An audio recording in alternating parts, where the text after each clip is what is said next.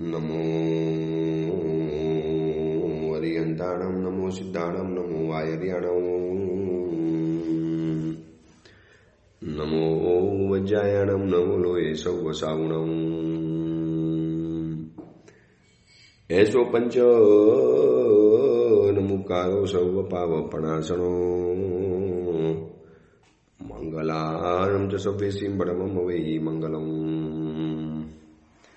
મંગલમ ભગવાન વીરો, મંગલમ ગૌતમ પ્રભુ,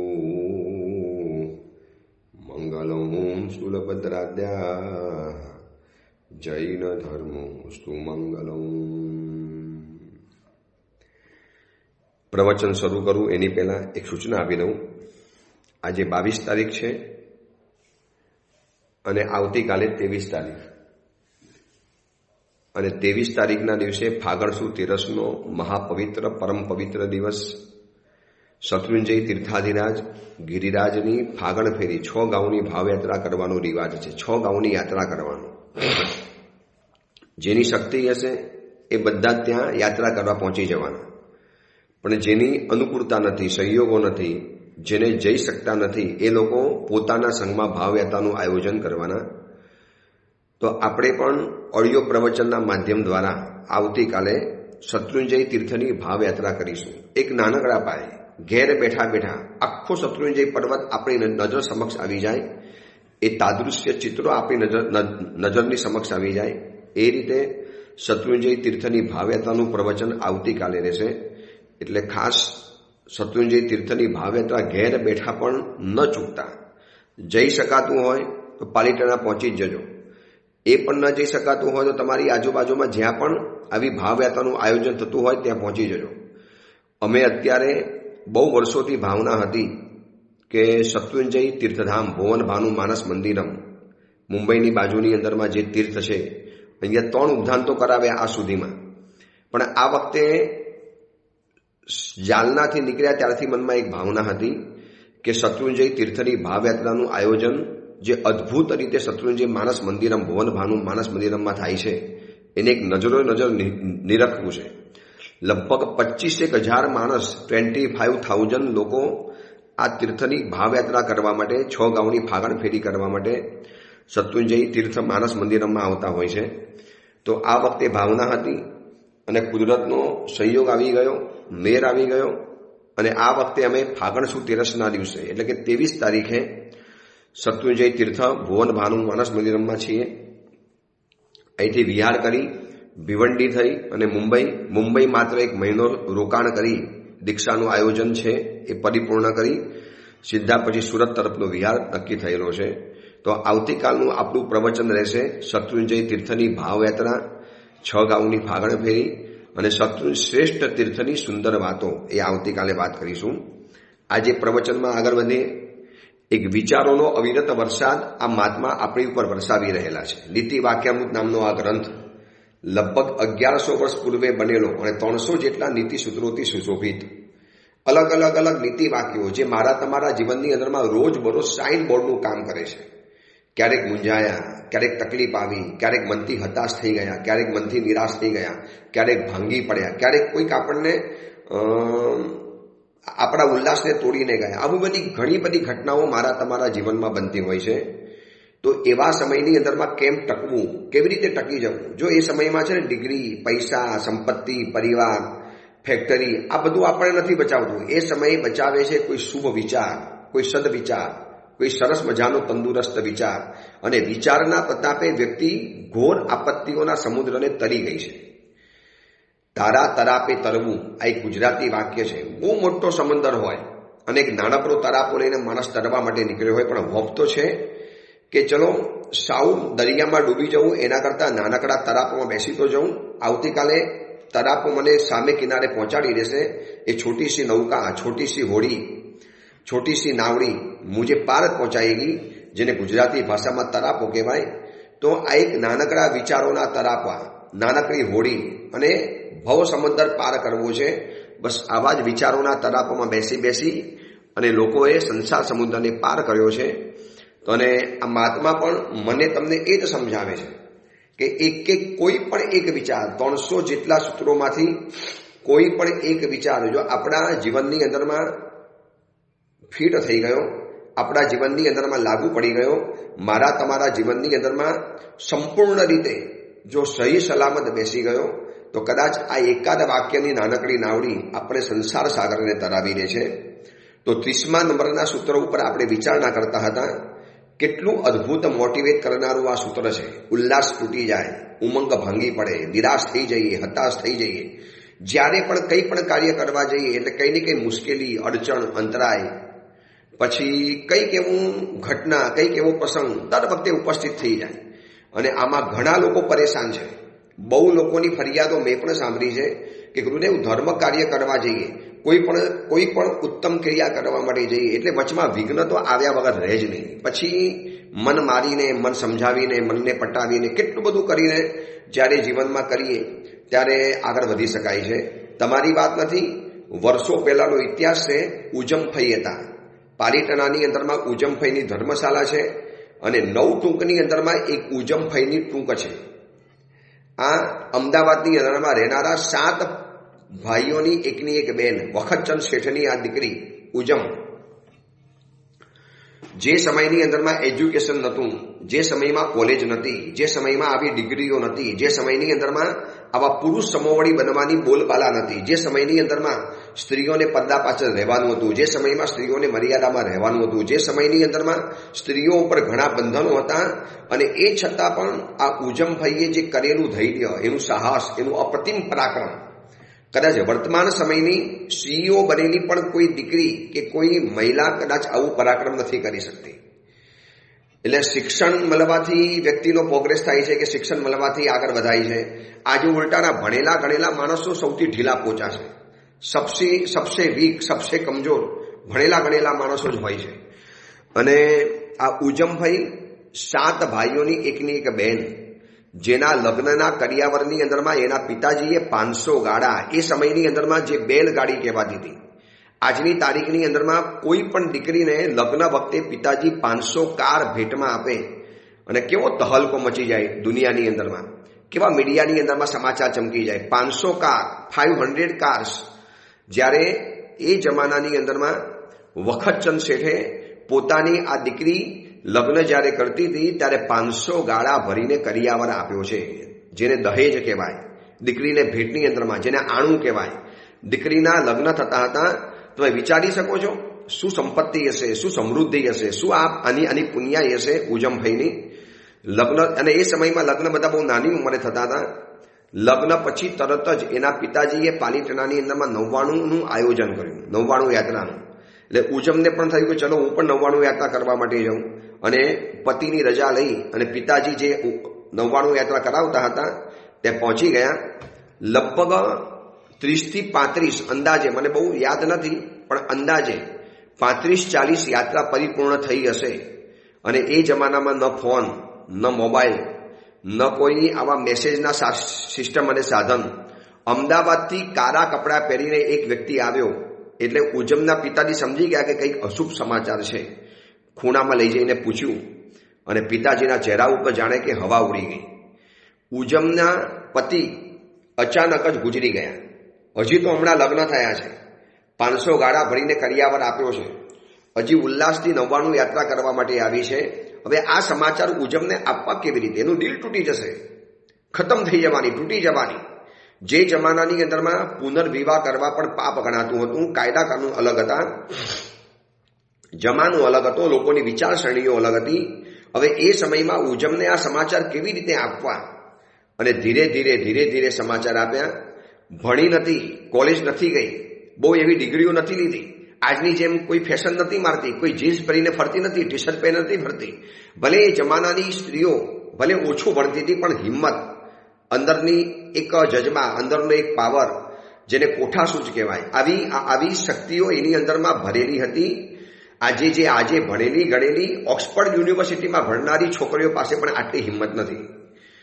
એને કીધું પિતાજી હવે જે બનનારું બની ગયું, નથી મારા હાથમાં, નથી તમારા હાથમાં. મારા પતિ ગયા, મને એનું દુઃખ છે, પણ પિતાજી આયુષ્યનો કોનો ભરોસો રહેલો છે? હવે પિતાજી પૂછે છે બેટા શું કરવું છે બોલો? જવું છે અમદાવાદ? તો તમને રાતોરાત જવાની વ્યવસ્થા કરી આપું, સાંઢણીની વ્યવસ્થા કરી આપું, તમને તમારા પતિનું અંતિમ મુખ જોવા માટે મળશે. અને એ સમયમાં ઉજમનું ધૈર્ય જોજો. આજે 30મા નંબરનું સૂત્ર છે ને, કશ્ય ખલુ કાર્યારંભે પ્રત્યુહા ન ભવંતી. કઈ વ્યક્તિને કાર્યના આરંભની અંદરમાં વિઘ્નો નથી આવતા, એવી એક વ્યક્તિ તો બતાવો. આ કથા બતાવું છું. વિઘ્ન આવ્યું, આપત્તિ આવી, એક બાજુ પતિનું મોત, એક બાજુ પતિ ગુજરી ગયા છે, અને એક તરફ 99 યાત્રા ચાલી રહેલી છે. ઉજમે હિંમતથી કહી દીધું, પિતાજી હવે હું ત્યાં જઈને જઈશ, નકુલ દુઃખદ થવાનું છે, રો કકર થવાની છે, सिर्फ रोना धोना ही होने वाला है.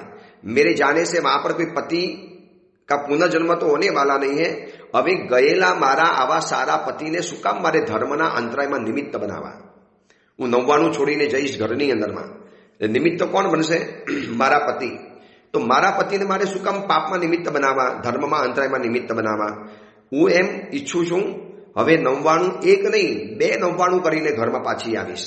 એક મારા માટે અને ગયેલા પતિ માટે, જેને ગયા ભાવમાં કંઈક એવું કર્યું હશે માટે આ ભાવમાં આયુષ્ય અલ્પ થયું. આટલા સુખી સંપન્ન ખાનદાન અને રોયલ પરિવારનો આ દીકરો નાની ઉંમરની અંદરમાં ગુજરી ગયા. હવે એના આત્મકલ્યાણ માટે, મારા પુણ્યની વૃદ્ધિ માટે 299 યાત્રા કરીને આવીશ. અને ઇતિહાસ કહે છે કે આટલા પતિ ગુજરી ગયા, કદાચ 17 થી 18 વર્ષની ઉંમર, ન કોઈ કોલેજનું એજ્યુકેશન. ત્યારે આવી કોણ ડિગ્રીઓની બોલબાલા હતી? કયા આવા ટ્યુશન ક્લાસીસો હતા? કયા આવા બધા કોર્સીસ હતા? અને ક્યાં આવા ભણવા માટે અલગ અલગ ગામોમાં જવાનું, અને ક્યાં ને ક્યાં નીકળી જવાનું, દેશ વિદેશની અંદરમાં એકલા રહેવાનું? કોઈ આવું હતું નહીં. છતાં પણ આ ઉજમ ફઈની હિંમત જોવો. જિંદગી ભર માટે પતિ હવે ચાલી ગયા છે, નવા લગ્ન કરવાના નથી, પુનર્વિવાહ કરવા નથી, અને 99 યાત્રા 2 પરિપૂર્ણ કરીને પછી જ ઘરની અંદરમાં આવી.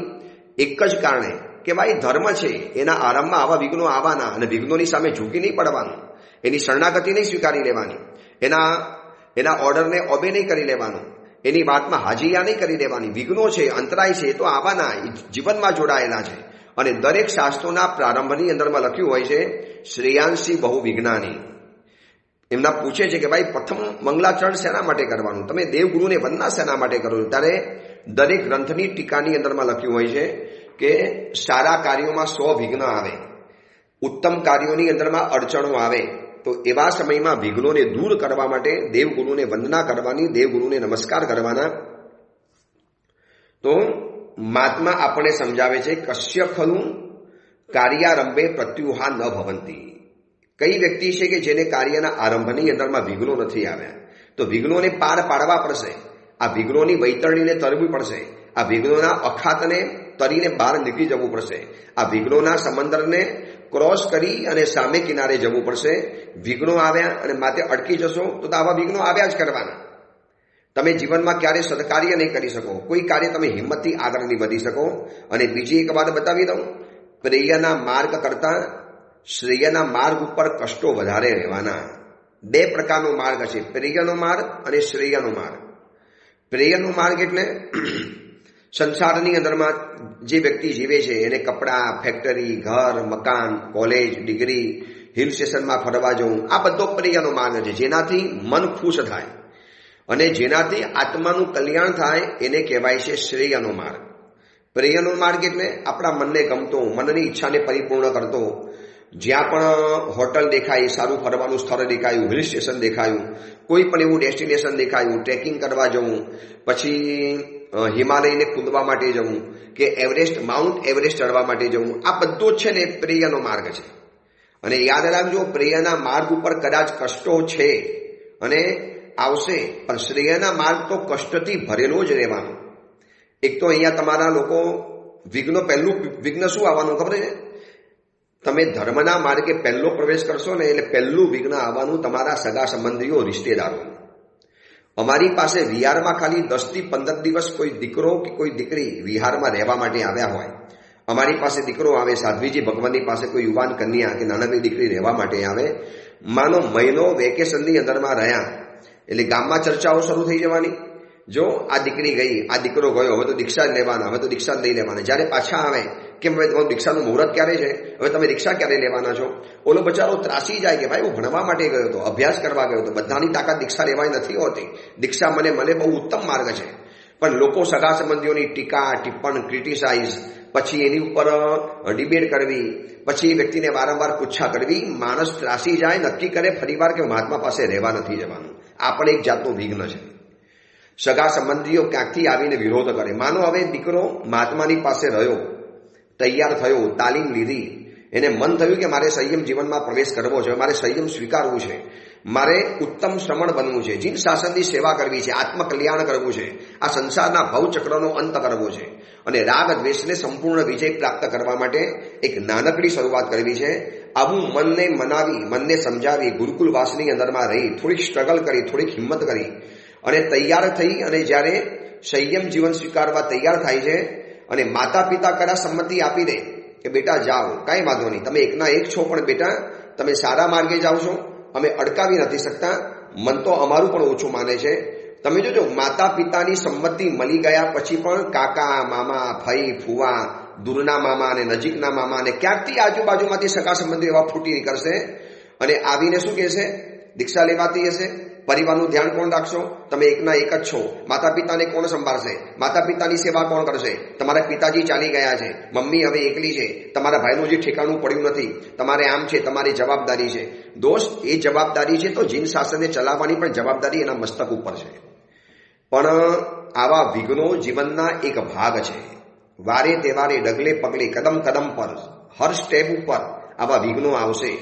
એને વૈતરણીને પાર કરવાની છે. જોજો, 1100 વર્ષ પહેલા બનેલા મહાત્મા આજની તારીખમાં જાણે કે જીવતા હોય ને એવી રીતે વાતો કરે છે અને કહે છે કે કશ્ય ખલુ કાર્યારંભે પ્રત્યુહા ન ભવંતી. કઈ વ્યક્તિને કાર્યના આરંભમાં વિઘ્નો નથી આવતા, અંતરાયો નથી આવતા, અડચણ નથી આવતી, મુશ્કેલીઓ નથી આવતી. દોસ્ત, તને પણ આવી છે, ગભરાવાનું નહીં. દરેક મહાપુરુષોને આવી છે, દરેક મહાસતીઓને આવી છે, દરેક પુણ્ય પુરુષોને આવી છે. પુણ્ય કાર્ય કરવા માટે જશો એટલે ધર્મ કાર્યમાં વિઘ્નો આવવાના.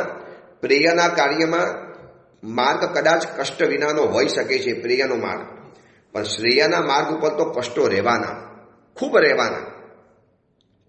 તમારે સામાયિક કરવું છે, પૌષધ કરવો છે, પ્રતિક્રમણ કરવું છે, પૂજા કરવી છે, પચકામ લેવું છે. આવા ધર્મ કાર્ય કરશો ને તો 1000 જાતના વિઘ્નો આવવાના. આજે દુકાનમાં સ્ટાફ નથી, આજે માણસો ચાલી ગયા છે, આજે તમારે દુકાનમાં આવવું પડશે, આજે તમારે પૌષધ નહીં લઈ શકાય. ઘણા લોકોએ નક્કી કર્યું કે આ વખતે પ્રદૂષણ પર્વ આવે છે, પૌષધ લેવા છે, અને પૌષધ લેવાનું નક્કી કરે ને ત્યારે જ કોઈ જાતનું વિઘ્ન આવી જાય.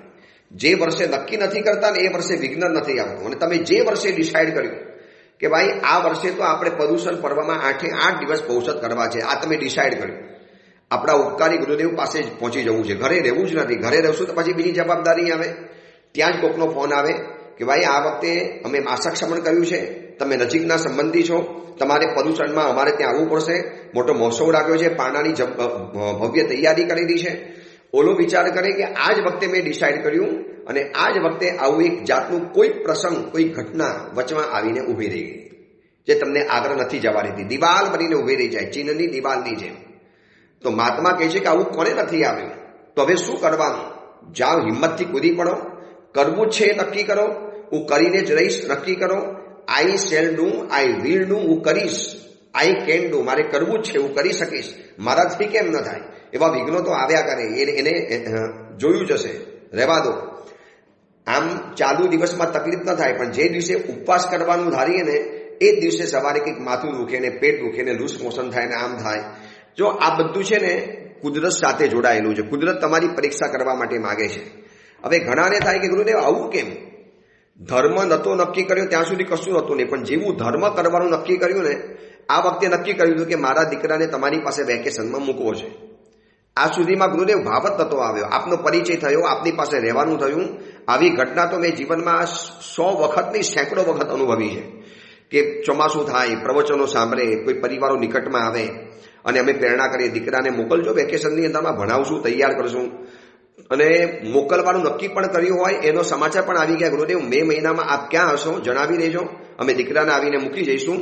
અને મે મહિનો આખો પસાર થાય, જૂન મહિનો આવી જાય, હું પૂછું ભાઈને કેમ મૂકવા માટે ના આવ્યા? ગુરુદેવ બેગ તૈયાર કરી, નક્કી કર્યું, બધા તૈયાર હતા, પણ અચાનક એના મામાના લગ્ન આવ્યા, માસીના લગ્ન આવ્યા, ઘરમાં કોઈ બીમાર પડી ગયું, દાદાજીને હોસ્પિટલમાં ભરતી કર્યા, અચાનક એની સ્કૂલનો ટ્રીપ, સ્કૂલમાં કંઈક જવાનો પ્રોગ્રામ બની ગયો, ફલાણી પરીક્ષા આવી ગઈ. આવું કોઈ પણ XYZ 1000 બાના આવશે અને આવવાનું અટકી જશે.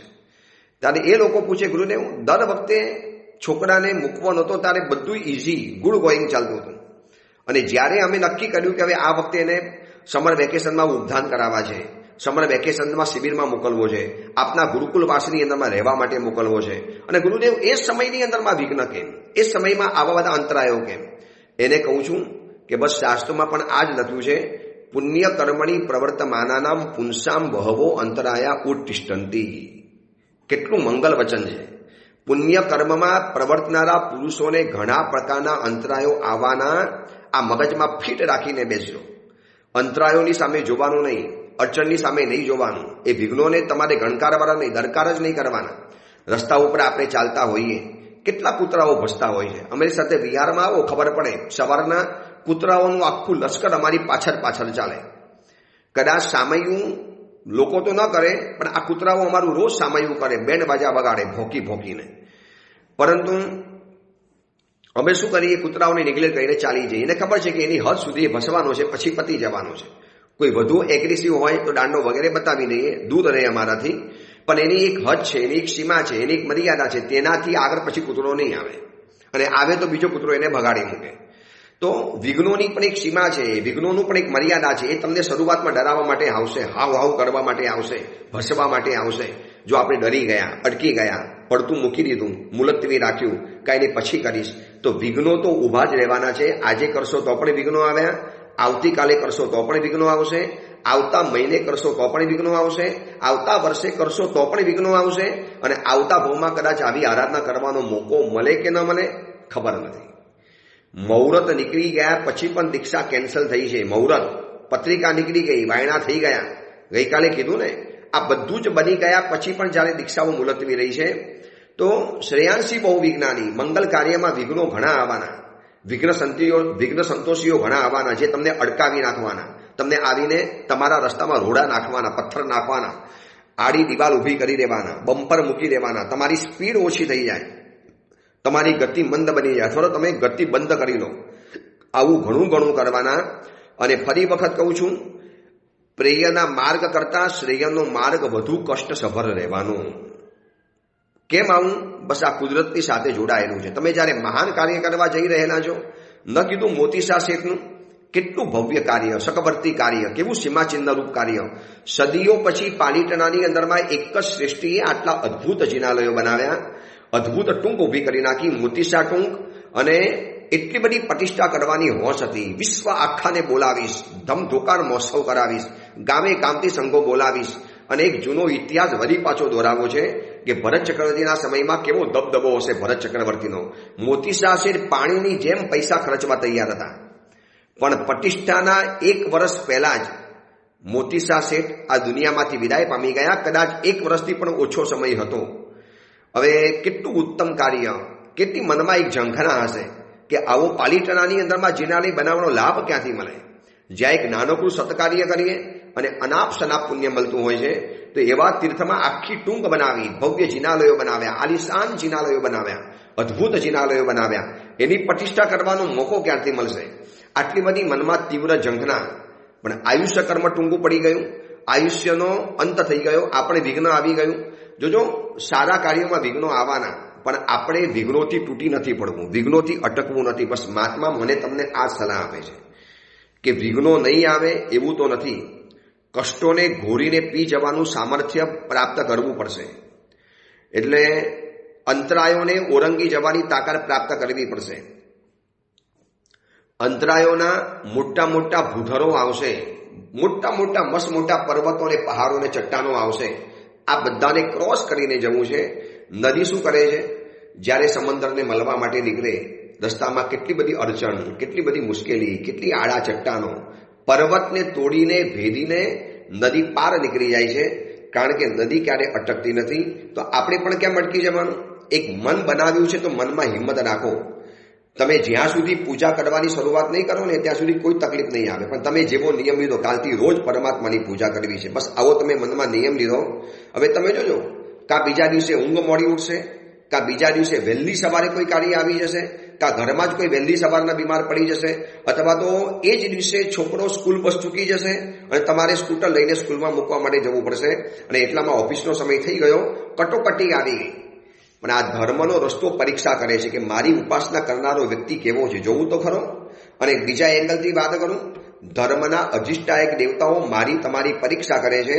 ચલો એ ધર્મના ક્ષેત્રમાં પ્રવેશ કરે છે, આ સુધી પૂજા નહોતો કરતો, આ સુધી ધર્મ નહોતો કરતો, આ સુધી આરાધના નહોતો કરતો, આ સુધી આવી ઉત્તમ સાધનાઓ નહોતો કરતો, ચલો હવે શરૂ કરી છે, જોવું તો ખરા કે એનું શક્તિ કેવી છે, એનું મનોબળ કેવું છે, એની દ્રઢતા કેવી છે. અને આ પરીક્ષા કરવા માટે એવા સંયોગો કુદરત ઊભા કરી લેશે. જો એવા સમયમાં હિંમતથી ટકી ગયા, એવા સમયમાં ભલે દીકરાને મૂકવા માટે જવું પડ્યું, ઓફિસ જવાનો સમય કટોકટીનો હતો, પણ ભલે 2 મિનિટ તો 2 મિનિટ ખંખોરિયું ખાઈ લીધું, फटाफट स्नान कर लिया, पूजा के कपड़े पहन के, पूजा के वस्त्र पहन के सीधे पूजा करने चले गए, आवीने सीधा भाग्या, कपड़ानी घड़ी पण नथी करी अने ऑफिस पहुंची गया. ए समयमां धर्मना अधिष्ठायक देवताओ तमारी उपर मंगल पुष्प वर्षा करशे. भाई आ कहेवाय के प्रत्युओ आवी, विघ्नो आव्या, अंतरायो आव्या, अड़चण आव्या, पण पार उतरी गया. पछी तमे जोजो शरूआतमां तमने लागशे, पछी धीरे धीरे धर्म तमने एवी अनुकूलता उभी करी आपशे. तमे विचारशो के आ सुधीमां पूजा करवा माटे एवुं विचारतो समय नथी मळतो, पण हवे केवी जॉब गोठवाई गई, दुकाननो समय गोठवाई गयो, हवे तो पूजानी प्रवचन सांभळीने पण जई शकाय छे. पण शरूआतमां प्रत्युहा आवानी, विघ्नो आवाना, अंतरायो आवाना, एने मारे ओरंगी जवुं छे. आवुं एक साहस मननी अंदरमां पैदा करवुं पड़शे. आ सिवाय कोई रस्तो नथी. कोई पण व्यक्ति जोई लो, कार्य मोटुं छे, महान छे, तो कष्टो आव्या ज छे. सीपाल महीनाने आव्या, महापुरुषोने आव्या, महासतीओने आव्या, दरेक व्यक्तिओने आव्या. आजना जमानामां पण लोकोने आवे छे. पछी आपणे रड़्या ज करीशुं, मारे तो करवुं तो पण शुं करवुं, बीमार पड़ी गयो, घरमां आम थई गयुं, घरमां लग्नो आवी गया. मोटा भागे उपधानना समयमां घरमां लग्न होय એટલે 2 દિવસના લગ્ન માટે 50 દિવસનું ઉપધાન છોડી દે. લગ્ન છે માત્ર 2 દિવસના, ઓનલી 2 days, અને એની સામે આખું નાખું ઉપધાન ગૌણ કરી નાખે. જે ઉપધાન જિંદગીમાં એક જ વાર થાય છે, જે ઉપધાન જિંદગીમાં વારંવાર નથી થતા. અને એવા ઉપધાન કરવાની જ્યારે મંગલ આરાધનાની તક આવેલી હતી, અને એક નાનકડું શું, બસ મારા મિત્રના લગ્ન છે, મારા પરિવારમાં લગ્ન છે, મારા ભાઈના લગ્ન છે, દૂરનો ભાઈ છે, અને તમારા વગર એ લગ્ન કરી લેવાનો છે, પણ એના કારણે તમારું ઉપધાન ફરી વખત નથી થવાનું. અને ચાન્સ ચૂક્યા એ ચૂક્યા, અબ નહીં તો કબ નહીં, અભી નહીં તો કભી નહીં. આ તમે કહેવત યાદ રાખજો, અણી ચૂક્યો 100 વર્ષ જીવે, ગુજરાતીમાં કહેવત છે. અણીના સમયમાં તમે કરવાનું ચૂકી ગયા, પછી કદાચ તમને 100 વર્ષ સુધી એવો તમને અવસર નહીં મળી શકે. તો આવા વિઘ્નો તો જીવનનો એક પાર્ટ ઓફ લાઈફ છે, આવશે, ધર્મ સાથે જોડાયેલા છે. પણ મારે આગળ વધવું છે, મારે પાર પાંચવું છે, મારે સામા કિનારે, સામે શિખર ઉપર પહોંચવું છે. બસ આવો એક મંગલ ભાવ કરીને આગળ વધશો, તમને કોઈ અટકાવી નહીં શકે. એટલે આ મહાત્મા કેટલી બધી પ્રેરણા આપે છે, કેટલા બધા આપણને અંદરમાં એક હવા ભરવાનું કામ કરે છે, આપણને બરોબર મજબૂત અને સખત બનાવવા કોશિશ કરે છે. કશ્ય ખલુ કાર્યારંભે પ્રત્યુહા ન ભવંતી. કઈ વ્યક્તિને કાર્યના આરંભમાં વિઘ્નો નથી આવતા, એ તો બતાવો. વિઘ્નો આવશે જીવનની અંદરમાં, પણ મારે વિઘ્નોને પાર ઉતરી જવું છે, એને ઝૂકી નથી પડવું, એની શરણાગતિ નથી સ્વીકારવી. કેટલાક વ્યક્તિ એવા છે, વિઘ્નોના ભયથી કાર્ય શરૂઆત જ નહીં કરે. કેટલીક વ્યક્તિ એવી છે, કાર્ય શરૂ કર્યું અને વિઘ્ન આવ્યા, કામ પડતું મૂકી દેશે. કેટલાક વ્યક્તિ એવા છે, પ્રારંભે ન ખલું વિઘ્ન ભય ન નીચે, વિઘ્નના ભયથી કેટલાક પ્રારંભ જ નહીં કરે, કેટલાકે પ્રારંભ કર્યો, વિઘ્નો આવ્યા અને ગાડીમાંથી ઉતરી ગયા. કેટલાક જીવો એવા છે કે વિઘ્નો આવ્યા, તકલીફ આવી, પુનઃ તકલીફ પડી, છતાં પણ એને પકડી અને સામે કિનારે પહોંચી ગયા. ઇતિહાસ એના ગવાયા છે, મંગલ કાર્યો એના ગવાયા છે. આપણે ઉજમભાઈને કેમ યાદ કરીએ છીએ? કરી ગયા વિઘ્નોની વચમાં કામ. કેમ આપણે મોતીસા શેઠને યાદ કરીએ છીએ? વિઘ્નોની વચમાં પણ એમને ભવ્ય સર્જન જીન શાસનમાં કરીને ગયા. એક યુગો સુધી ઝળહળશે એવું અદ્ભુત જિનાલય ઇતિહાસ કાર્ય રચીને ગયા છે. કેમ? પ્રત્યુહો આવી, વિઘ્નો આવ્યા, પણ પાર ઉતરી ગયા. એટલે અડચણ, અંતરાય, વિઘ્નો, આ બધાની ફરિયાદો બહુ નહીં કર્યા કરવાની. દર વખતે એક જ કહો, આવું તું ગુરુદેવ, આપને વંદન કરવા માટે આવું તું, પણ શું કરું, આ કામ આવી ગયું. ગુરુદેવ, આપની પાસે આવું તો પણ શું કરું, મારે આ કામ આવી ગયું. દોસ્ત, એવા તો કામ જિંદગી પર રહેવાના. તમે જિંદગી પર ક્યારેય આરાધના નહીં કરો, જિંદગી પર કાયમ માટે રહી જશો આવું કરવાની અંદરમાં. એ તો અંતરાયો, અડચણોને ઓરંગી જાઓ અને પાર પાચી જાઓ, તો જ તમે ધર્મ આરાધના કરી શકશો. એટલે ધર્મના ક્ષેત્રની વાત છે, એમ દરેક જગ્યાની વાત છે. કોઈ પણ અનુષ્ઠાન કરવું છે તો આવા બધા બાના કાઢીને જો અડકી જશો ને, અને ખબર છે કેટલું સાવ નાનકડું બાનું હોય, સાવ નાનકડું, પગે વાગ્યું, ફ્રેક્ચર થયું, પિતાજી ગુજરી ગયા, માતાજી ગુજરી ગયા. હવે ચાલુ ઉપધાનની અંદરમાં સમાચાર આવે કે દૂરના કોઈ સંબંધી ગુજરી ગયા છે અને અમને કહે સાહેબ ઔષધ પડાવી દો, મારે જવું પડશે. અમે સમજાવીએ કે દોસ્ત આ ઉપધાન તો વારંવાર નથી થતા. હવે તું કિનારા ઉપર આવી ગયો છે. હવે તને 30 દિવસ તો થઈ ગયા, હવે ખાલી 15 થી 16 દિવસ બાકી છે. પૂરા કરી લો ઉપધાન. ક્યારે થશે? નહીં સાહેબ મારે જવું પડે, પછી મારા સંબંધી છે, હું છેલ્લે પછી માર ગમે તારે પહેરી રહીશ. દોસ્ત એવી રીતે અડધા ઉપધાન છોડીને માર પહેરશો, તમને પણ મજા નહીં આવે, તમને પણ આનંદ નહીં થાય. પણ ખબર નહીં કેટલીક વ્યક્તિઓનું મન એટલું બધું ઢીલું હોય છે, એટલું બધું મન એ લોકોનું નબળું હોય છે કે એને આવા બધા બસ વિઘ્નો આવ્યા નથી અને ઢીલા પડ્યા વગર રહ્યા નથી. તો આ મહાત્મા આપણી પાસેથી અપેક્ષા રાખે છે કે કાર્યના આરંભમાં વિઘ્નો આવશે, તમારે પાર પહોંચી જવાનું, હિંમતથી આગળ વધી જવાનું. બસ એ જ મહાત્મા આપણને પ્રેરણા આપતા જાય છે. એ પ્રેરણાને આપણે ઝીલી અને એવા મનથી મજબૂત બની જઈએ, એવા મનથી સ્ટ્રોંગ બની જઈએ, એટલા મનથી મજબૂત અને ઠસોઠસ એવા ભરી જઈએ કે વિઘ્નો આવ્યા એ બધાને પાર પહોંચાડી અને મારે આગળ વધવું છે. એ જ મંગલ કામના, મંગલ ભાવના. જેના આજ્ઞા વિરુદ્ધ કાંઈ પણ બોલાયો હોય તો મિચ્છામિ દુક્કડમ.